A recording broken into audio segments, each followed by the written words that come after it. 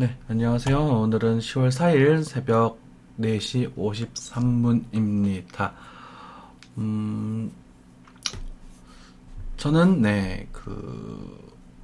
밑에 유튜브 하단에 달려있는 단톡방에 있는 한이라는 닉네임을 제외하고는, 활동하는 게 없으니까 혹시라도 저를 사칭하여 달라붙는 사기꾼 조심하시고요. 시장이 너무너무 움직임이 없고 재미가 없어서, 좀 다들 좀 조용하고 힘이 빠져 있는 상황이라고 생각을 합니다.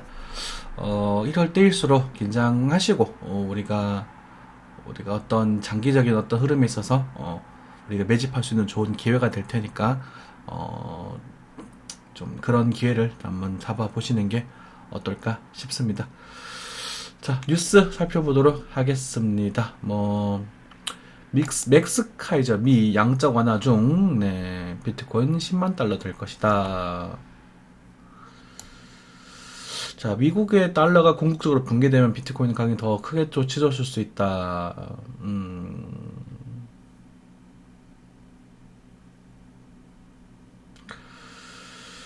자, 자, 어떤 느낌인지는 모르겠습니다.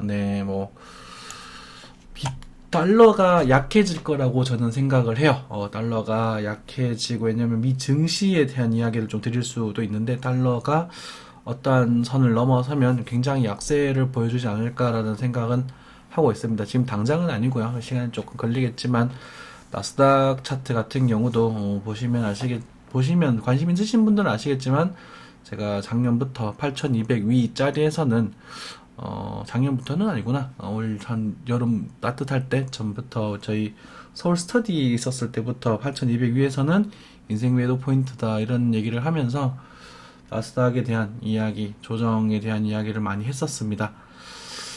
글로벌 증시가 위험하다라고 할 때부터 그런 말을 했었죠. 지금은 이제 하락하고 하다가 그때 무너지면 많이 아플 수 있다. 근데 지금 8200까지 아니라 조금 더 8300까지도 지금 가능성이 있어 보이긴 하거든요. 이럴 때 여러분들이 이제 달려드는 그런 거는 사실상 위험하고요. 그래서 그런 흐름에 있어서 우리가 비트코인 시장, 암호화폐 시장에서도 어떠한 파장을 좋은 쪽이든 안 좋은 쪽이든 파장을 일으켜 줄 것이라고 생각을 하고 있습니다.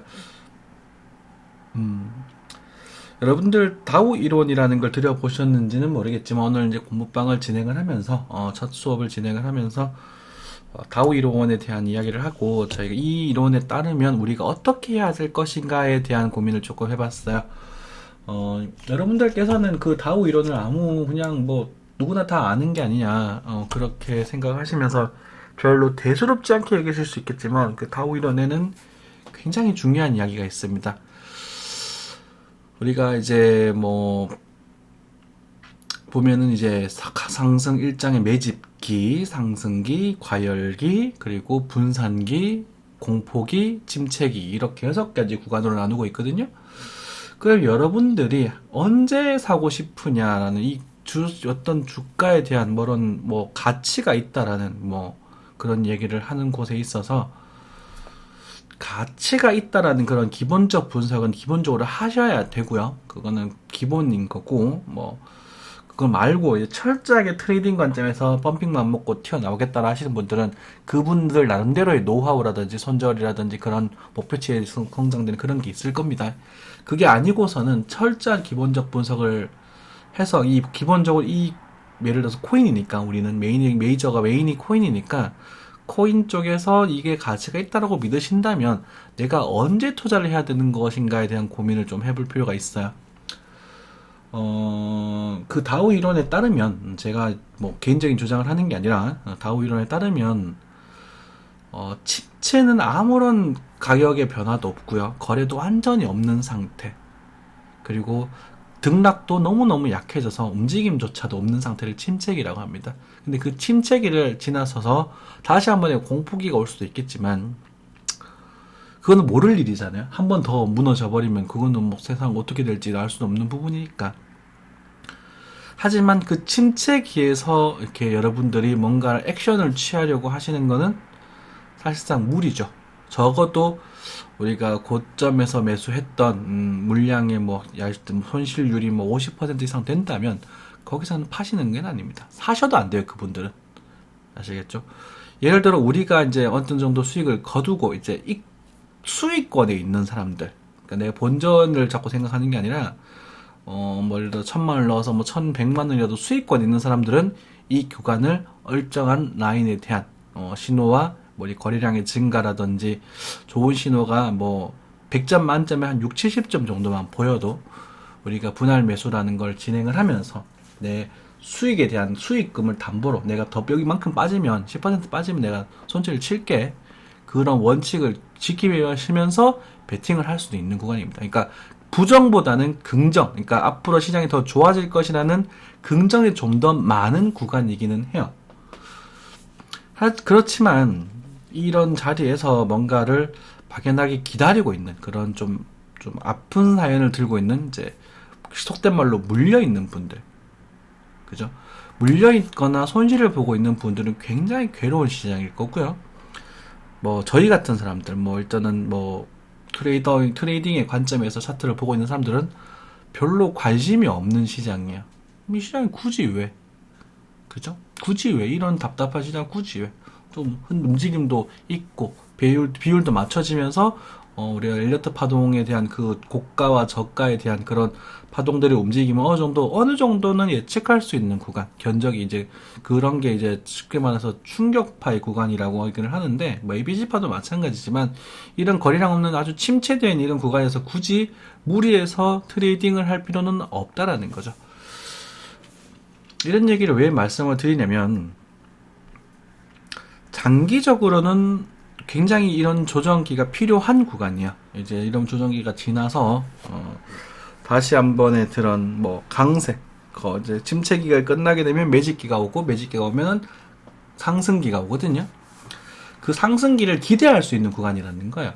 근데 우리 개인 투자자 분들께서는 대부분 과열기나 분산기, 그러니까 주가가 올라가서 끄트머리쯤 올라갔을 때 주변 사람들의 소식을 듣고, 야, 누가 이걸로 해서 돈 벌었다더라, 누가 이걸로 해서 집 샀다더라, 이런 걸 듣고 투자에 들어오신 분들이 대부분이기 때문에 그런 공포기와 침체기를 견뎌내시지를 못하시는 거예요. 왜? 상승하는 것만 기대하고 왔기 때문이죠. 자, 그런 부분에 있어서 여러분들은 지금 현재는 침체기와 매집기 사이일 가능성에 대한 그런 염두가 있으니까, 여기서 공포기가 온다면 얘기는 달라지는 거겠지만, 공포기가 왔을 때 그런 신호를 체킹할 수 있는 능력, 그리고 상승기가 왔을 때 신호를 체킹할 수 있는 능력을 가져서 그런 신호에 따른 우리가 시그널적인 매매를 하실 필요가 있겠고요. 그것에 대한 전제 조건으로 우리가 볼린저 밴드의 수렴과 거래량의 이제 증가, 그리고 어떠한 흐름에 대한 이야기들을 우리 공개 방송에서도 꽤나 드렸던 것 같습니다. 무턱대고 막 그걸로 100% 신뢰성을 가지면서 뛰어들겠다라는 거는 어불성설이고요. 그걸로 뭐 리딩을 해서 남들에 대한 뭐 큰 그런 수익을 안겨주겠습니다는 건 다 사기고요. 적어도 여러분들이 제가 이제 어느 정도 정리하고 있는 이런 이야기들을 정립하셔서 여러분들의 계좌의 상승, 지금 현재 계좌에 1년에 10% 혹은 20%씩만이라도, 저는 30%를 목표를 하고 있지만 1년에 30%만을 하더라도 그걸 체계적으로 꾸준히 복리로 이어나갈 수만 있다면, 우리가 약 20년 정도의 시간을 지나게 되면, 그 30%의 시드는 상승률을 가지고 있으면 20년이 지나게 되면 복리로 계산하게 되면 약 200배의 수익이 나오게 돼요. 여러분들이 계좌 아주 정말 꼭대기에서 물려서 좀 뭔가 실수 아닌 뭐런 잘못된 매매 하셨던 분들도 속된 말로 백토막이라고 하죠. 마이너스 99% 이상이 되신 분들은 거의 없으실 겁니다. 설령 그렇게 되신 분이 있으시다고 하더라도 이 100배, 10배라고 잽시다. 그 10배를 빠른 시일 내로 뭔가 해가지고 나 10배 많이 할 거야 라는 생각을 하시는 분들은 이 악마의 늪, 투기, 도박의 늪 같은 이런 악마의 늪에 빠져서 헤어나오지를 못하실 거예요. 철저하게 투자적인 마인드와 그런 어느 정도 그래도 100배, 1년 안에 100배는 사실 누가 당신한테 1년에 10배의 수익을 줍니까? 꼴랑 1000만원 들고 와서 나한테 1년 만에 1억을 만들어내라라고 말을 하면 누가 그걸 하겠습니까? 반대로 생각을 해보세요. 그죠? 하지만 이런 것들을 열심히 돈을 굴린다고 열심히 해서 1년에 10%, 여러분들은 10%, 은행 이자가 2%, 좀 있으면 조만간에 마이너스가 금리가 될지도 모르는 이런 시국에 1년에 10%, 1년에 20%, 정말 나 이렇게 1년에 30%, 증권사 상위 트레이더 분들이 1년에 30%의 목표 수익을 가지고 있대요. 1년에 30% 정도의 수익을 꾸준히 만들어낼 수 있는, 이렇게 할 수 있는 이런 매매 혹은 투자에 대한 원칙과 철학을 가지시게 되는 것이 여러분들한테 도움이 되는 모습이 아닐까, 이런 당부의 말씀을 드리겠습니다. 자, 뭐 뉴스 간단하게 살펴보고 있다가 좀 말이 길어졌는데요. 워낙 중요한 이야기다 보니 다시 한번 강조하게 되었습니다. 자, 비트코인 랠리 재개 관심, 최근 고점 시험 가능성. 네, 요거 제가 보고 있는 몇 가지 시황 중에 한 가지입니다. 잘 몰라요. 어떻게 될지는 모르지만 일단은 그 부분은 제가 여러 가지 시나리오, 그러니까 이렇게 될 수도 있고 이렇게 될 수도 있고 이렇게 될 수도 있습니다 라는 말을 하겠죠. 물론 그게 뭐 이렇게 이렇게 그리고 맞았다라고 말하면 그건 웃긴 이야기지만 그런 각각의 상황에 맞게 여러분들한테 그래도 이렇게 때는 이렇게 하는 게 좋지 않겠습니까? 이럴 때는 이렇게 하는 게 좋지 않겠습니까? 이런 얘기를 하겠죠.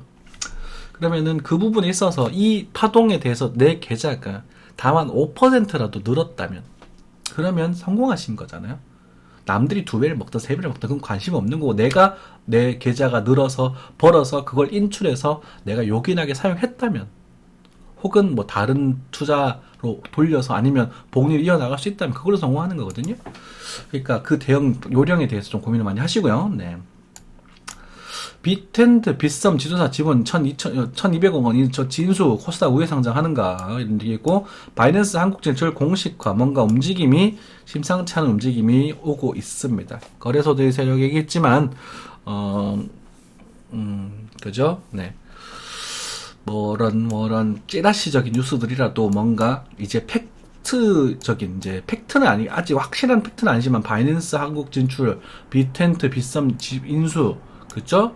이런 이야기들, 인수 이야기가 돌고 있고, 뭐 리플의 거래량이 늘었다, 그런 것들, 아직까지 뭐 준비하는 것도 뭐 미연준 준비 기준금리 또 인하하다 보면 주가가 올라가다 순간 한번 터지거든요. 이거 그 금리 인하로 올라가는 주식 가격은 잘못하면 터집니다. 이게 뭐 일반적으로 금리 인하면 그 기계적 반등, 기술적으로 그냥 주가가 상승을 하게 돼 있긴 한데, 은행 금리가 낮으니까 주식으로 좀 몰리긴 하는데 돈이, 이게 이제 억지로 올라가다 터져버리면 이게 감당이 안 될 수 있거든요. 그때 물결을 잡아낼 수 있는 그런, 그죠? 지금 만약에 뭐 비트코인이 어느 정도 시간 한 2주 정도, 1에서 2주 정도 시간이 지나서 그때 뭔가 1100만원을 넘어선 흐름이 나온다라고 했을 때, 내가 과감하게 어떤 내가 눈여겨보고 있는 알트코인에 진입해서 바로 수익을 낼 수 있는 그런 당당한 패기도 있으셔야 돼요. 자, 일단은 그 큰 흐름에 대한 뉘앙스에 대한 힌트 같은 것들 다 드린 것 같아요. 그죠? 네. 힌트라기보다는 그건 그렇게 생각하니까 그 부분에 제 의견에 대한 말씀 드렸던 것 같고, 자, 뭐 일단은 우리가 큰 추세 입장에서, 큰 흐름의 입장에서 강력한 저항대를 돌파를 했습니다. 리테스트라는 명분에서 리테스트가 나올지는 모르겠습니다만은 아직까지도 1000만원 초중반에 대한 매수에 대한 기대값은 아직도 유효합니다. 그리고 저는 이 그림이 계속 이어져서 이렇게 나온다면 여기서 1170만원에서도 매수에 대한 이야기를 할 겁니다. 그거는 그때 가봐야 말씀을 드릴 수가 있어요. 자, 1시간 차트를 좀 켜볼 수 있도록 하겠습니다. 네, 1시간 차트에서 좀 단순한 포동에서 복잡한 파동, 그러니까 ABC 접속파 형태로 띄고 있지만, 여기에서는 이렇게 바로 올라가는 것보단 다소 이렇게 한번 미끄러져 주는 게 좀 더 예뻐 보이긴 합니다. 파동도 매우 지저분해서 제가 섣불리 예측할 수 없는 구간입니다. 그렇지만 이 고점을 넘어서고, 그죠? 이 고점을 넘어서고 이쪽에서는 꿈틀꿈틀거리 이런 그림이 나오게 되고, 좀 파동이 이런 지저분한 게 아니라 여기처럼 거래가 실리는 좀 예쁜 단정한 파동이 등장하게 된다면 여기서 매수를 노릴 수도 있겠습니다만, 올라가게 된다면 이렇게 말씀을 드렸어요.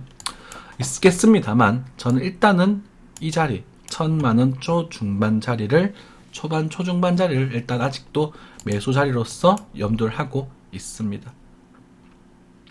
온다면 담아 보시고, 담았을 때 내가 어떻게 할 거냐는 부분인데요. 너무 땡기지 마세요. 이거 제 생각에 너무 크게 이게 상승할 거면 많이 내려가진 않을 거거든요. 그러면은 한 30만원 전후에서는 잡아 보셔야 할 필요가 있습니다. 손절을 감행하고요. 그때 뭐 작은 반등의 손절을 감행을 하더라도 일단은 그 부분에서 매수를 좀 잡아볼 필요가 있다라고 판단이 되어지고, 저는 그래도 그때도 비트코인보다는 그 타이밍에 또 어떠한 알트들을 잡아낼 노력을 할 것 같아요. 비트코인 캐시에 대한 이야기를 예전에 들은 적이 있었습니다. 그죠? 비트코인 캐시도 좀 강합니다. 이 친구가 제일 강해요 라는 말씀을 드렸었을 적에 그때가 요때였거든요. 그러고 나서 이만큼, 그러면 사실상 뭐 한 30만원에 대충 잡았다고 쳐도 이 놀 조정인데 굳이 바닥 밑꼬리를 잡으면 좋겠지만 적당히 뭐 29만원, 내가 얘기 비슷하게 얘기를 했던 것 같은데 정확하게 기억이 안 나요. 대충 잡았다고 친다면 뭐 30, 여기가 아니라 지금 판다고 칩시다. 지금 8짜리거든요. 지금 팔았다가 꿀렁꿀렁거리면 다시 올라가든지 할 텐데, 지금 일단 단기적으로 매도를 해야 될 포인트가 있어요. 그래서 거래량 줄면서 반등하니까. 근데 다시 올라가네, 거래량이. 당선 다이버전 쓰고 조금 애매하긴 하지만 그래도 리스크 좀 줄였다가 돌파하면 다시 잡더라도 일단은 좀 리스크를 좀 줄인다고 했을 때, 지금 판다고 가정을 해도 10% 이상에 대한 상승률을 보여준단 말입니다. 그쵸? 우리가 볼린저 밴드의 원칙에 따르면 돌파를 하게 되고 조정이 오겠죠. 돌파하면 매도에 대한, 그러니까 매수는 하지 말아라는 얘기를 하고 있고, 되돌파 시도를 했는데 거래가 더 증가했죠. 똑같은 말을 반복을 할 거예요. 옛날부터 보신 분들은 거래가 더 증가했습니다. 거래가 증가되면 어떻게 된다? 한 번 더 가는 경우가 많더라.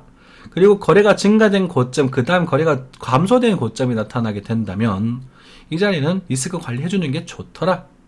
그죠? 그리고 빠졌다가 다시 한번 거래가 감소된 음봉대가 등장을 했습니다. 자, 그 상태에서 지금 추세를 하나 그어보겠죠.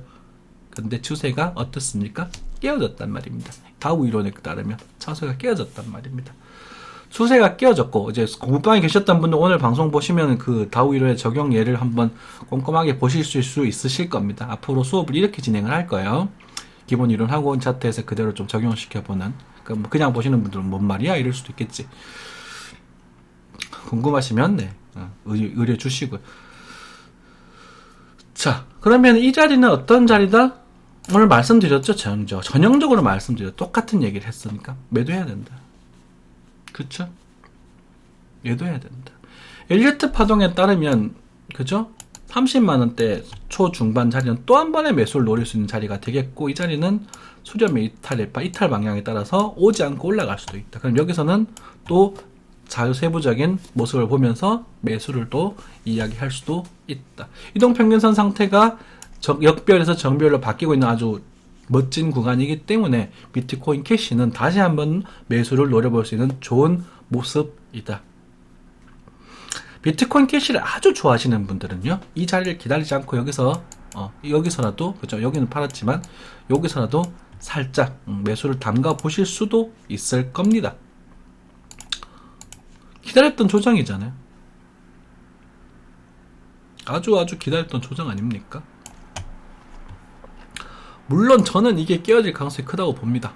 이게 옆으로 쭉 늘어질 가능성이 크다고 봅니다만은, 주가가 크게 하락하지 않고 옆으로 쭉 늘어진다면 비트코인 캐시는 한 번 더 갈 가능성이 저는 있다고 생각을 합니다.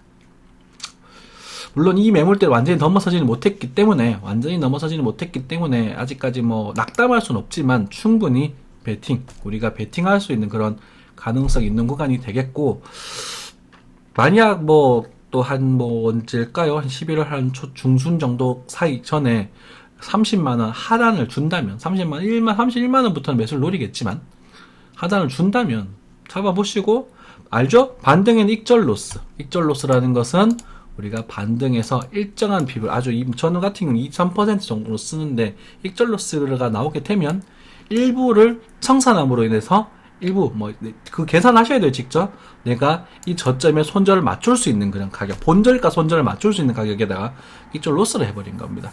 그럼 남아있는 물량만 들고 가면 돼요. 그러면 상승했을 때 내가 더 못 샀으니까 억울할 수 있겠지. 아까워하지 마시고요. 그 정도만 들고 가시고 남은 물량은 또 이런 예쁜 모습을 찾고 기다리셔야 되는 겁니다. 그럼 뭐 올라가는 건 감사합니다 먹고 다른 걸 또 잘 찾아서 또 하다가 뭐 손절 나갈 수도 있지만, 그 손절가 자체가 작아지거나 거의 없어지는 전략이란 말이죠. 안 잡히면 많은 거예요. 아시겠죠? 네. 그런 좀 대보한 마인드를 좀 가지실 필요가 있겠죠. 그래서 이미 물려서 계좌의 비율이 박살나신 분들은 그걸 사용할 수 없습니다. 그래서 새로운 시도를 가지고 연습해 보라고 내가 누누이 말씀을 드리잖아요. 리플입니다. 리플은 뭐 수혈이 거의 끝났나요? 지금 거의 끝나거나 끝나가는 분위기죠. 그쵸? 뭐 그냥 거시기 합니다. 리플은 이제는 별로 뭐 쏘 하지만 네, 아직 안 죽을 가능성이 좀 있어요. 요렇게만 나오면 돼요.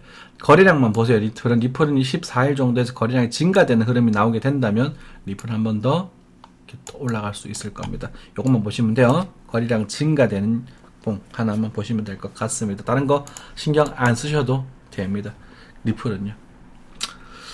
음봉이든 양봉이든 거래가 터지니까 요 거래가 아니라 이 거래가 요 정도, 한국 거래량으로 요 정도 나오면 됩니다. 요 정도. 그러면은 상승에 대한 이야기를 할 수 있을 겁니다. 다른 거 신경 쓰지 마시고요. 리플은 뭐 그 정도만 보시면 될 것 같고, 너무 많이 어렵게 보시진 않으셔도 될 것 같습니다. 뭐 크게 못 올라먹어도 한 380원에서 400원 사이까지 올라갈 수 있는 흐름, 그 거래량 보시면 될 것 같고, 거래량이 만약에 그냥 흐지부지하게 그냥 좀 그런 거면 건드시면 되겠고요. 자, 이더리움입니다. 제가 좀 상대적으로 우리가 스텔라 같은 경우도 좀 또 하겠지만, 이 이더리움도 지금은 네, 지금부터는 좀 관심 있게 보셔야 됩니다. 저는 일단 이 자리를 기다릴 가능성이 큽니다. 20에서 19만 5천원 사이, 이 자리도 비트코인과 마찬가지 이 자리를 기다릴 가능성이 크겠지만, 이것도 뭐 향후 한 일주일 이내에 도달하게 된다면 매수를 좀 잡아보셔도 좋겠고, 고점 돌파되면 그때 새롭게 전략을 짜드릴 수 있도록 하겠습니다. 도달할 가능성은 저는 제법 있다고 보고 있거든요. 그리고 이때 되면 아마 저도 이더리움을 매수를 할 가능성도 있습니다. 일단은 지금 정산을 하고 지금 보니까 제가 여러모로 지금 붕어빵도 그렇고 정산을 지금 아직 덜 해가지고, 정산을 해야 이제 이번 달 살림살이가 나오거든요. 살림살이를 하고 저는 남는 돈으로만 하기 때문에 그렇게 정했고 그렇게 하고 있기 때문에, 정산하고 아마 어느 정도 전적이 나올 때 뭐 크게 많이는 못 살 것 같아요. 돈 100만원치 살려나? 뭐 살 수도 있고 못 살 수도 있고 그런데 그 정도에서 한번 노려볼 수 있을 것 같습니다. 이더리움. 자, 이더리움은 이제 승부를 볼만한 시점이 다가오고 있어요. 이더리움도 마찬가지, 거래만 증가되면 됩니다. 여기에서 이제 좀 흔들다가 이렇게 좀 끊다가 이렇게 탁 올라가는 이 흐름, 요걸 베팅하고 제가 노릴 것 같거든요. 그래서 한번 해서 요 외부점 돌파하면 이제 여기니까, 그래서 고점 돌파하고 이 파동이 이제 얼마까지 올라가는지 그 다음에 또 카운팅 해야 되겠지. 파동을 해야 되겠지만 뭐 ABC로 빠진다고 하더라도 뭐 요 정도까지는 볼 수 있으니까 일단은 두고 보아야 될 생각입니다.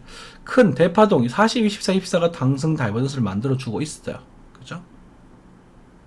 그러니까 희망을 가질 수 있다. 근데 그러니까 무조건 올라간다가 아니라 희망적인 신호들이 절어 있습니다. 그죠? 그러니까 이제는 이더리움을 매수로서 접근을 하실 수 있는 구간이다. 제가 여기서도 매수에 대한 이 분할 매수 이야기를 요때 했죠. 그죠?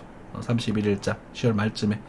그러니까 지금도 뭐 이때 가격보다 비슷하지만 이제 좀 한 번 정도 빼줄 수도 있어요. 그러면 여기 샀던 사람들은 사실 여기 올라갔을 때 뭔가 했었어도 됐을 텐데, 그지? 뭐 그런 거 안 하지, 그죠? 익절로스라는 건 생각도 없죠. 죄송하지만 제발 익절로스라는 거 꼭 지켜주셔야 됩니다. 예. 참 그것만 하고 욕심만 크게 안 부리면 계좌 안 녹을 텐데. 여러분들은 꼭 밑골에서 100% 풀배팅, 꼭대기에서 풀배팅, 풀매도 이런 걸 하고 싶으니까 답이 없는 거지. 그게 욕심이에요. 스토리지도 여러분들도 관심 좀 가지셔도 될 것 같습니다. 보시면 나오죠, 그죠? 거래가 증가되죠? 이게 나오잖아. 그래서 스토리지는 주봉상 이제 신호가 왔다라고 봐야 되거든요. 주봉상 신호가 왔다라고 봐야 되니까 일봉으로 또 쪼개보게 되면 그죠? 스토리지는 한번 잡아봐도 되겠다, 그지? 한 번 더, 한번 손절 짧게 주고 언제 하면 되겠노? 손절 이 정도? 153 정도의 손절을 주고 눌림목 잡아 기다려봐도 되겠다, 그죠? 제 생각에는요, 지금 좀, 한 170원 정도에 잡았던, 한번 튈 가능성이 좀, 살짝 올라갈 가능성이 좀 있으니까, 뭐, 그 정도 수준이고, 너무 적극적으로 뛰지는 마세요. 스토리지. 또 관심, 요주의 종목으로 이제 두고 계시면 될 것 같습니다. 올라가게 된다면 이 정도? 그죠? 스토리지. 요거 보이시죠? 그죠? 요거 보고 여기서 됐으면 눌림목 노려도 되잖아, 그지? 근데 지금 뭐, 일봉 차트니까 조금 기다리면서 여유를 가지시면서, 애소를 노리십시오. 이거는, 제가 메이저급 종목이 아니다 보니, 네, 죄송합니다. 네, 적극적으로 추천드리기는 조금 어려울 수도 있습니다. 네. 체력에 장난일 가능성도 있거든. 이그니스도 멋지게 나왔네요. 지금 주봉에서 다 이쁘게 만들어주고 있다, 그죠? 네, 이그니스도 멋있게 등장을 했네요. 네. 스토리지도 이렇게 될 수 있으니까. 이그니스는 지금 들어가기 조금 부담스럽네요, 그죠? 지금 들어가기 조금 부담스럽고, 이그니스는 뭐 어쩔 수 없다, 이런 것들은 타이밍을 놓쳤다라고 봐야 되겠죠? 그죠? 볼펜을 수렴을 하고 몸통으로 돌파하는 캔들이라. 아쉽다. 어쩔 수 없습니다. 지금 거래가 살짝 줄어들고 있기 때문에 지금 들어가기는 좀 쫄립니다. 저희 선생님 말로는 좀 쫄립니다. 거래가 증가됐을 때, 그죠? 증가됐을 때는 눌림목을 적당히 노려도 괜찮은데 거래가 좀 줄어들고 있거든요. 뭐 크게는 안 빠지겠지만 아마 이런 그림 나오지 않겠는가, 뭐 이 정도. 근데 이거 보고로 들어가기는 부담스럽다 이거지. 그죠? 아쉽다. 또 골프할 때 따라붙어도 괜찮았을 텐데. 놓치면 지나가야죠. 뭐 이거 차트 보고 뭐 해서 읽는 거야 누가 못하노, 그죠? 이오스도 불끈불끈 하려고 하는 것 같아요. 이오스도 뭔가 지금 전반적으로 보시면 다 다이버전스를 만들고 있죠, 그죠? 근데 거래량이 조금 약하고 뭐 그 정도. 그러면 이제 한번 머지않아 뭐 11월달 중으로 한번 터질 수 있겠다라고 예측을 하고 말씀드렸다시피 어느 정도 터질 수도 있겠구나라고 생각하고 한번 도전해보자. 부정보다는 긍정이 좀 많습니다. 지금 현재로서는. 지금 현재의 주가에 대해서는 부정보다는 긍정이 좀 더 많습니다. 점수로 치면 한 65점이요? 그러면 65점짜리 갖고 여러분들한테 지금 매수하세요라고 제가 5월 8일자, 5월달처럼 미친놈처럼 날뛸 수도 없는 노릇이고. 그때는 막 사라고 막 그냥 대놓고 그냥 사라고 막 날뛰었었는데, 그 정도로 예쁘게 보이지는 않아요. 그런 거는 제 눈에는 잘 안 보입니다. 그러니까 그때도 이때였잖아요, 그죠? 이때. 여기잖아요, 여기. 요 반등을 보면서 여기 섹션을 취한 거거든요. 돌파 따라붙고 막 그랬었는데, 지금은 막 그 정도로 막 날뛸 수 있는 구간은 안 됩니다. 그렇지만 그래도 좀 시간이 지나더라도 한번 반등을 해서 이오스도 장기적 내년 제 최대 목표치 한 12,000원 정도까지는 열어볼 수 있을 거다. 그리고 이 위에서는 미전 두지 말고 그냥 줘 던지세요. 그러니까 죄송한 얘기지만 이오스 스킵이다 이 말입니다. 세력이 한 번 정도 더 장난칠 수 있다. 그러니까 이 자리는 다 던져라. 혹시나 온다면 내년 중에 잘 들으십시오. 내년 중에 온다면 다 던지십시오. 퀀텀도 만 달이가 만 얼마 좀 만 원 정도가 내년에 온다면 다 던지시고요. 100% 던지세요. 100% 괜찮습니다. 그리고 올라가면 비트나 리플이나 뭐 좀 이더나 그래도 좀 그래도 파동을 만들면서 살아있는 차트들을 건드리시거나 하시고요. 올지 안 올지는 모르겠습니다. 또 그래도 그 제가 말씀드리는 최대 목표치가 돌아왔어요. 이오스도 10,000원, 그리고 뭐 이더도 그때 당시 40만 턴도 50원 이랬었는데 다 거의 다 거의 그냥 대충 왔었습니다. 내년에 올 가능성이 있거든요. 언제까지? 이 저점이 깨어지기 전까지. 그게 시황이 유효한 겁니다. 깨지면 모두 무효화. 이오스는 거의 빵에 수렴하게 될 겁니다. 깨지면 안 되거든요. 네.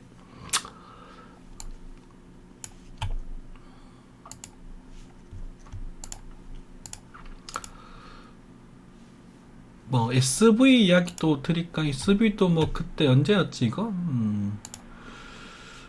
참 이 신기하다 그죠? 이것도 예전에 그 얘기인데 이 SV도 위로 한번 튈 수 있다고 그때 나오면 파세요라고 그랬거든요. 가버렸네. 죄송합니다. 네, 더 가버렸네요. 여기서 빠세요라고 했는데 빠졌다 가버렸죠, 그죠? 이렇습니다. 어쩔 수 없어요, 이건 그지? 팔았다가 샀다가 팔면 얼마 좋겠노? 맞았잖아, 판 거는. 다시 갔잖아. 어떡할까? 여기 거래가 증가되면 돌파해버리는 걸 어떡할 겁니까? 그죠?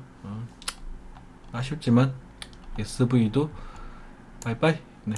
만약에 더 다 팔아갖고 네가 팔려고 해서 다 팔았는데 더 가잖아 이 개새끼야 해설도 하시는 분들 죄송하다는 말씀 드리겠습니다. 더 가버렸네. 아이고. 지금은 알아서 하시고요. 네. 제가 SV 좀 안 좋아하다 보니 부정적으로 말씀드렸던 것 같습니다. 예전에 관심 있게 봐달라고 말씀드렸던 종목이 스텔라 루멘이었습니다. 그죠? 네, 스텔라 루멘. 네. 언제 이쯤에서 관심 있게 보라고 말씀을 드리고, 이게 빠졌을 때 잡으신 분들, 볼린저 밴드 하단 라인인데 왜 도전을 못 합니까? 그죠? 하셨던 분들, 요렇게 올려서, 요 일목균형표 상단인데 왜 분할 매도 못 합니까? 그죠? 얼마입니까? 이게 거의 15%, 20%에 가까운 상승이네요. 그러면 이쯤에서 사도 뭐 10% 넘는 거 아닙니까? 그죠? 10% 넘는 거. 축하드립니다. 오늘 그런 이야기를 또 들었어요. 축하드립니다. 그리고 스텔라 루멘은 아직까지도 안 죽었습니다. 차트가 참고하시고, 지금 내가 스텔라 말라노 맨날 이랬거든요. 보십니까? 스텔라 말 볼 거 없는데 만다하노 이거 딴거 스텔라 관심 없다라고 맨날 얘기했었거든. 근데 그랬던 한쌤이라는 작자가 이제 스텔라에 관심을 가지기 시작했습니다. 언제까지요? 네, 이 저점이 깨지기 전까지요. 60원 깨지면 안 됩니다. 이거는 이제는 깨지기 전까지 스텔라를 관심을 가지기 시작을 했다.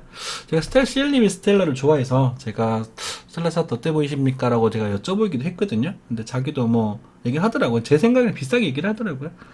그렇죠. 그 정도면 사나이 또 한번 도전 한번 해볼 수 있지. 그렇지? 골러 가거나 뭐 대박 터지거나 둘 중에 하나 아닙니까? 어차피 그런 거 노리고 하는 건데. 그죠? 어쨌든 거래가 증가되면서 뭔가를 만들어 주고 있다는 것은 굉장히 긍정적인 부분입니다. 근데 여기서 바로 쭉 올라갈 거냐? 그건 또 아니거든. 그건 알아서 하세요. 예. 뭔 소리야? 야구르죠? 막 짜증나고. 이 새끼에서 어떻게 올라간다는 말이야? 또 하신다는 말이야? 그거를 지금 생각하시는 분들은 구독 취소하시고 저기 신의 두뇌님이나 M땡땡의 그분이나 제가 개인적으로 싫어하는 몇 분 있어요. 그런 분들한테 넘어가시면 되겠고요. 저는 그런 얘기는 하지 않겠습니다. 스텔라 루멘 최근에 거래량 터졌겠고, 그리고 볼린저 밴드가 굉장히 수렴된 상태에서 일목균형표를 돌파하려고 노력을 하고 있어요. 그래서 일단 브레이크 자리였기 때문에 여기서 지금 그리고 요 자리에서도 다시 한번 작은 양봉에서 베팅을 해볼 자리가 나올 수 있습니다. 그리고 돌파하면 아마 195원까지 100원까지도 올라갈 수 있는 흐름이거든요. 그러면 아직까지도 좀 째려볼 가치가 좀 있습니다. 요거 팔고 다시 살 수도 있거든. 그러면 익절 난 사람 어떻게 하라고요? 익절 난 거에 반만큼만 여기서 도전을 하는 겁니다. 왜? 수익 난 걸 담보금으로. 깨질 수도 있어. 몰라 나도. 내 깨질 수도 있어. 그렇지만 이 원칙에 대한 이야기를 하잖아요. 자, 이 정도 얘기를 하고, 월요일 이제 아침에 출근하시면서 방송을 들어주실 분들이 계시겠죠. 그리고 뭐 업로드 해봤자 뭐 500분도 채 안 듣는 것 같아요. 그래도 최소한 뭐 한 100분만, 뭐 10분이라도 들어주신다면 해야죠. 그죠? 해야 되고, 여러분들은, 좀, 시간을 좀 힘드시더라도 조금 버티셔야 됩니다, 지금은. 이럴 때 뭔가 액션을 하는 건 아니에요. 지쳐서 쓰러지는 건 아니에요. 여러분들이 누군가가 열광하고, 주변의 지인들이, 니 비트 샀다며, 옛날 비트코인 샀다며, 비트코인 했다며, 이거 돈 좀 벌었나 하면서, 야, 나 한번 괜찮나? 나도 좀 할까? 이때, 그래, 니 좀 해봐라. 그러고, 눈치 보고 튀어나오시면 됩니다. 절대로 그때 사지 마세요. 누군가가 돈 벌었다는 소식이 들릴 때는 위험한 겁니다. 제 생각에 부동산도 이제는 마찬가지예요. 한국인의 부동산 불패 신호요. 네, 부동산은 앞으로 저는 비전이 그렇게 높지 않다고 생각합니다. 없다고 말하지 않을게요. 왜냐면 리스크가 큰 상품으로 변할까요? 제가 그냥 분석하고 공부해본 바로는 이제 취미가 그런 것 쪽이니까 해본 바로는 막연하게 했을 때 좀 리스크가 큰 상품으로 변할 겁니다. 안 오른다는 말이 아닙니다. 내가 예전은 부동산에 땅이 사면 다 이렇게 좀 잘 올랐다면 이제 땅이 떨어지는 각도 있고 급격히 오르는 것도 있고 해서 부익부 빈익빈처럼 제 개인적으로는 부동산의 명품화가 진행되지 않을까 그런 생각이 좀 듭니다. 좋은 목에 잘 사신 분들은 또 부동산에 많은 수익을 또 얻을 수 있겠지만 어설프게 또 잘못 사신 분들은 부동산 하다가 저 세상은 아니라 좀 맛이 가실 수도 있으실 것 같아요. 힘드실 수도 있을 것 같아요. 그래서 지금 여러모로 봤을 때 우리가 뭐 은이죠. 실버 예전에 뭐 80만원 초반이나 70만원 후반 80만원 깨지고 사도 됩니다. 현물을 사도 됩니다 그랬거든요. 지금 실버가 1킬에 아마 88만원에서 90만원 정도 할 겁니다. 이미 세금 넘어섰습니다. 실버, 은, 그리고 그것도 사실 CL님이 말씀해 주신 거예요. 근데 보자마자 우와 이거 엄청 왜 이렇게 좋냐 이렇게 얘기했었던 종목이라서 그리고 뭐 글쎄 금도 뭐 장기적으로는 나쁘지 않고요. 그리고 이제 코인에 관심을 조금 가지셔도 좋을 시기입니다. 점수가 반 50점보다는 높은 시기고요.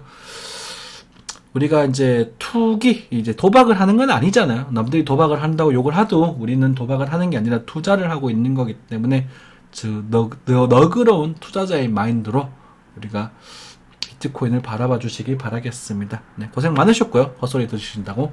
네, 방송 마무리하도록 하겠습니다.